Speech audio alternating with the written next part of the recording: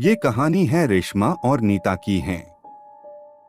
रेशमा और नीता दोनों भी एक बेंगलुरु के हॉस्टल में पढ़ने के लिए थी और दोनों भी अच्छी दोस्त भी थीं।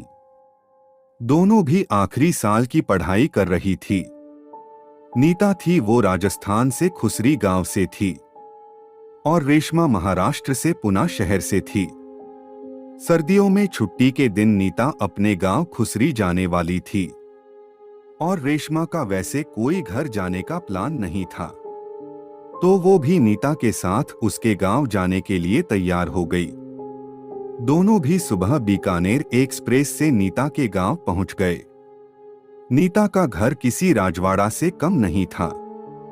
नीता के घर वालों ने दोनों का अच्छा मेहमान नवाजी किया। रेशमा भी उनके परिवार में कब घुल मिल गई, उसको पता भी नहीं चला। रात हो गई और दोनों भी यात्रा करने से थक जाने की वजह से कब नींद लगी उनको, उसका पता भी नहीं चला। लेकिन कुछ देर के बाद रेशमा को दरवाजे के बाहर कोई चलने की आवाज आई, लेकिन कोई घर का मेंबर होगा इसलिए उसने इग्नोर किया और वो सो गई। दूसरे दिन वही घुंघरू वाली पायल की आवाज रेशमा को सुनाई दी।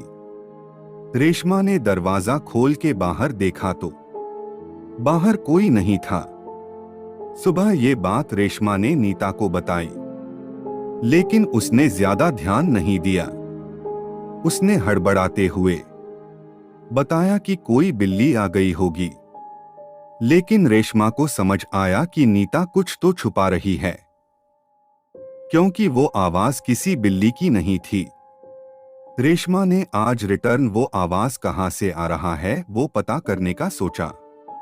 उसकी आंख लगने ही वाली थी तभी उसने वही पायल की आवाज सुनी। रेशमा ने घड़ी के और देखा तो उसमें रात के 12:30 बजे थे।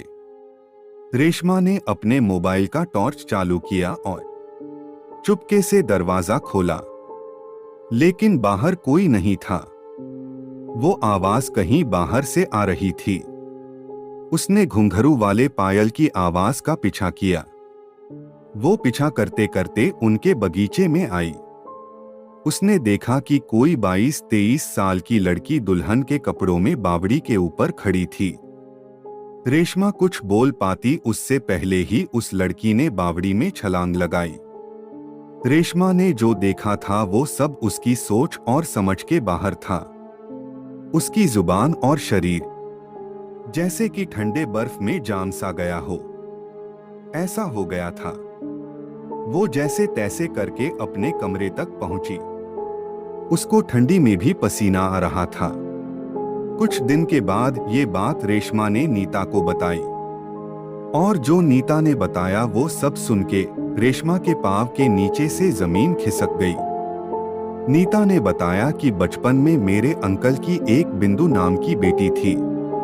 उसको बाजू के गांव वाले लड़के से प्यार हुआ था, लेकिन कास्ट अलग होने के कारण उनकी शादी नहीं हुई। और फिर कुछ दिन बाद उसके लिए अच्छा लड़का देख के उसकी शादी करने का फैसला घर वालों ने लिया।